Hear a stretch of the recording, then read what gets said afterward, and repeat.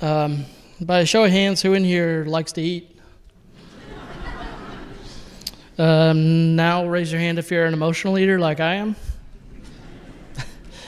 Well, my testimony is about finding somebody to eat with. So if you can't find anybody to eat with, just find one of us emotional eaters and we'll be happy to pass the mashed potatoes.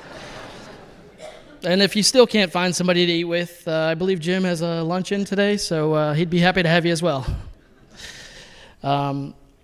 So anyways, my name is Ryan, and I'm, what Walt didn't say is he also hosted lunches for groups of men as well, and I'm a product of one of those guys from his lunches. Back in early 2024, Rob had invited me to join this lunch, and I was quite leery about it. I knew Rob through Cassie and my mom, who had met at the library while taking daughters and granddaughters to story time, and guess what? They too got to know each other through spending time over meals and bonding with the girls. And but before I get into my story, I was always taught growing up that it doesn't matter what is on the table, but it matters who is around the table. And I want to stress that these, while Walt does a fabulous job planning these, they don't have to be fancy. They can be, hey, let's grab something to eat, let's grab a coffee, let's grab something quick. But the important part is the community part of it. I talked about what that concept meant for a very long time, and before I met the group of guys in my men's group, I didn't truly know what that meant. So needless to say, I went to this lunch kind of kicking and screaming, not really knowing what I was getting myself into. Thankfully, lunch was free, or else I might still be trying to carry all of my troubles all by myself. At the time, I was ashamed and hurting from a failed marriage that was filled with infidelity, and I wasn't really sure about the idea of sharing my emotions with a bunch of other guys, especially ones that I'd never met before.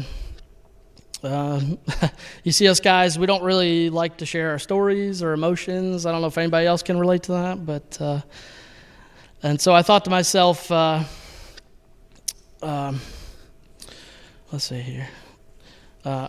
Surely, as hurt as I am, nobody else can be going through the same things that I am. I mean, Rob's a preacher. He's got a perfect life, right? Like, he never has any troubles or anything. So, so anyways, I continued to meet with these guys every Wednesday and study the Bible.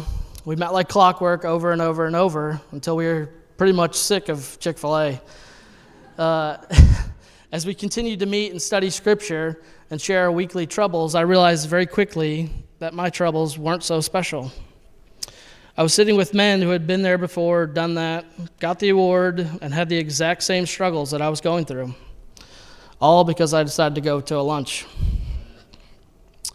As I began to lower my guard and share my story, the light bulbs started going off. Everybody goes through trials and tribulations, even the ones of us that look like we have everything together. You see, as humans, we weren't meant to go through life on our own. We weren't made to carry the troubles of all of our life by ourselves. And you might say, well, I'm married. I have a spouse to eat with. Every meal I eat with them. Well, I'm going to challenge you because sometimes your spouse wasn't meant to carry those things for you. We need community in our lives. We need others in our lives to share our wins with and share our losses with. We need others to share the good times with and the bad times with. We need others to share good feelings and bad feelings with. So if I can leave you with anything today, challenge yourself to find a group of men or women to eat with. And here's the weird part, is be the one to ask.